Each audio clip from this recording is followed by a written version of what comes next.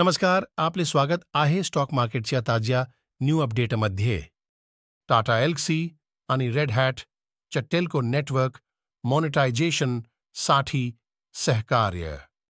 आजच्या जगात टेलिकॉम कंपन्या विकसित होणाऱ्या तंत्रज्ञानाला सामोर जात आहेत.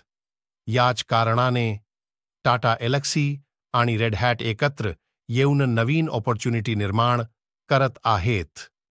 टाटा एल्क्सी ज्यांनी नवीन तंत्रज्ञानाने मानदंड फिक्स केले आहेत त्यांनी रेड हॅट सोबत पार्टनरशिप्स केली आहे. Red Hat open source solutions leading.